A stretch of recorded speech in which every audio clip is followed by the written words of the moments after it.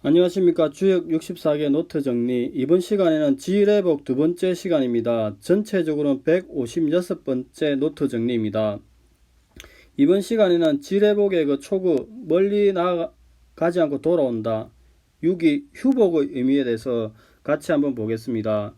좀 한자를 같이 한번 읽어보겠습니다. 초구 불원복 무지해, 불원복 무지해 원길, 멀리 가지 않고 돌아오미니 후회함에 이르는 일은 없으니 크게 길하다, 이렇게 이야기합니다. 상활 불원지복 이수신냐, 잘못 간 길을 멀리 가지 않고 바른 길로 돌아오는 것은 자기 몸을 닦는 것이다, 이렇게 이야기합니다. 기본적으로 이제 효율 위치를 보면은 제자리죠, 양강이. 그 다음 육사와 응의 관계에 있습니다. 그래서 이제 일반적으로 설명하기를 학계의 진의 초는 양강고 바른 자리다. 육사와 화응한다. 초구의 강은 근원이고 복계의 중심이다. 근의 뿌리다, 이 말이죠. 그래서 일반적으로 설명하기를 그다지 멀리 가지 않은 상태에서 다시 되돌아오니 재앙이나 후회가 없다, 이렇게입니다. 즉 복은 양이 다시 되돌아오는 것을 말한다고 합니다. 양은 군자의 도리이니 복은 선으로 되돌아오는 것을 말한다. 즉 처음으로 양효가 돌아와서 괴의 처음에 위치하니 돌아옴에 가장 앞선 것이다. 이것은 멀리 가지 않고 돌아온 것이다, 이렇게 합니다. 이를 조금 더 정밀하게 황태영 교수님 부연 설명하시기를 복계는 다시 양기가 돌아와 길한계다.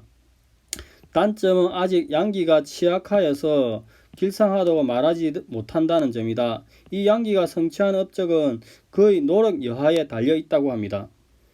즉 초효는 아직 최고의 행운을 예고하거나 완벽하지는 않다고 이야기합니다.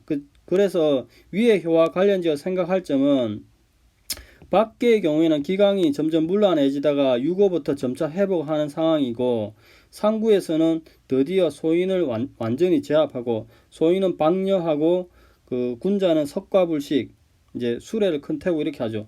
소인은 완전히 제압하고 군자가 백성의 지지를 다시 영향력을 얻어 확대하기 시작한다고 이야기합니다. 이런 상황에서 다시 이제 지뢰 복계가 되니까 양기가 초에부터 생겨서 복계가 된다고 이야기합니다. 그러면 이 상황을 우리가 논리적으로 보면은 이렇게 산지박에서 중지곤이 되었다가 다시 이제 지뢰복 이 상황이 되니까 이런 의미에서 다시 되돌아온다는 의미인지, 그 다음에 이 되돌아온다는 시점이 무엇인지, 요렇게 갔다가 되돌아오는 걸 말하는 건지, 아니면 진짜 어디 나갔다가 되돌아온 그런 건지 조금 고민할 지점이 생기는 건 사실입니다. 그래서 이 불원복, 멀리 가지 않아서 되돌아온다는 게 순환의 관점을 이야기하는 건지 아니면 진짜 어디 갔다가 되돌아오는 건지 고민이 되는 부분이고, 그 다음에 수신냐, 이 부분도 무엇을 수신한다는 이야기인지 조금 고민을 할 필요가 있습니다. 그리고 돌아오는 이 시점의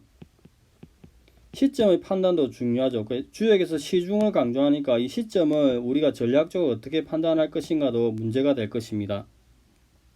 6일을 보겠습니다.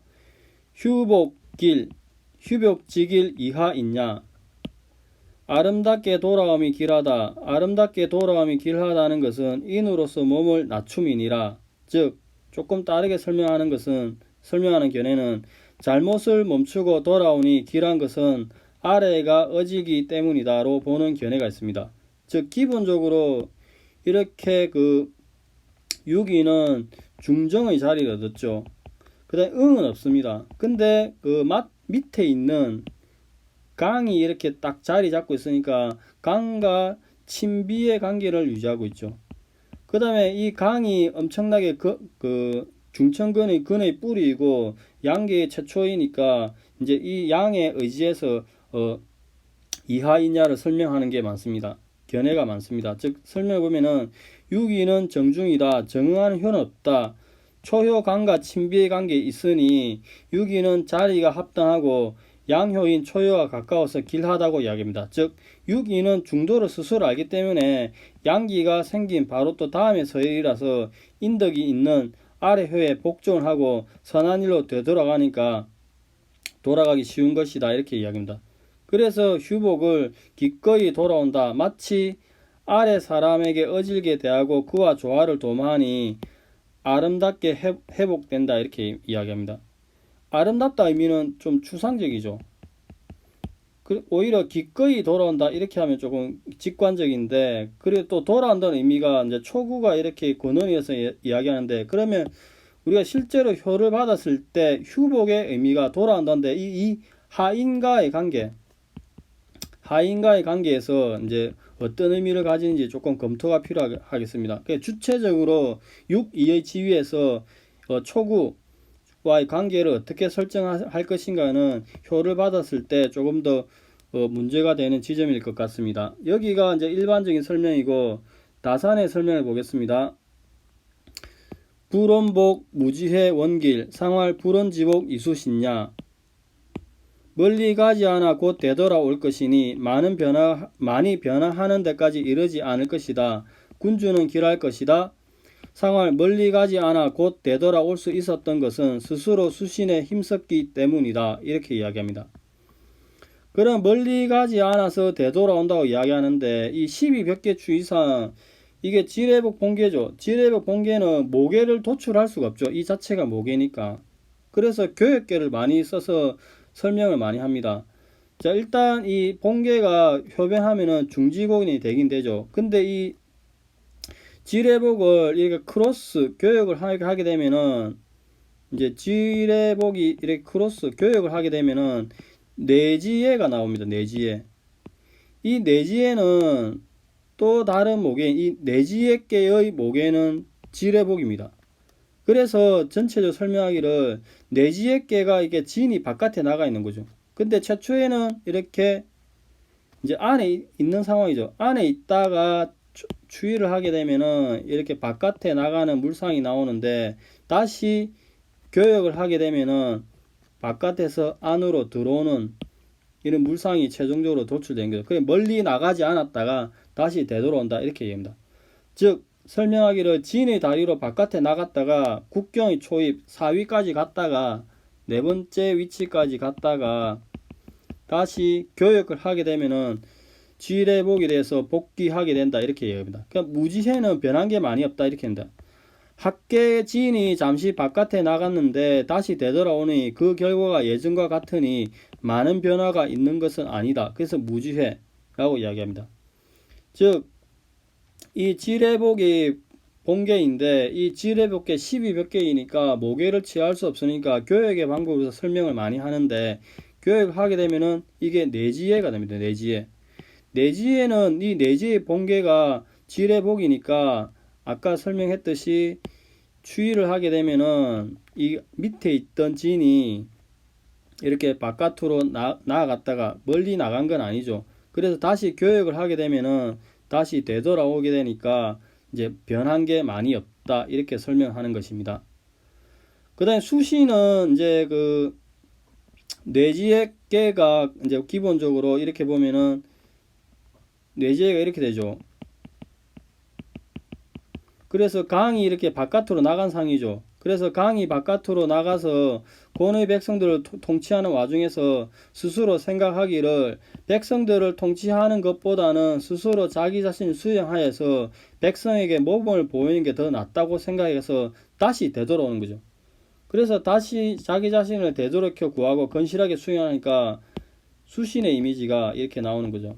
자기 자신을 이제 수신하는 그런 이미지가 나오는 것입니다. 자, 여기가 초구에 대한 설명이고 6.2를 보겠습니다. 휴복길, 상활 휴복지길 이하 있냐. 공을 이룬 뒤에 물러나서 휴식을 취하기 위해 돌아오니 길하다. 상활 휴복의 길함은 아래로 백성에게 임하여 인을 이루기 때문이다. 이렇게 이야기합니다. 자, 휴복의 의미를 보면은 이게 지뢰복이죠. 지뢰복이 6.2가 효변을 하면은 지택임이 되죠. 지택임은 전체적으로 대진의 상이죠. 근데 이제 이 지택임도 12개 중 하나죠. 그래 이걸 이제 교육을 해보면은 택지체가 돼요. 택지체. 택지체는 이렇게 그 뇌산소가에서 왔습니다. 뇌산소가는 전체적으로 대감의 일이 있죠. 감의 일이 있는데 이걸 추이를 하더라도 여기도 여전히 감의 일이 있는 거죠.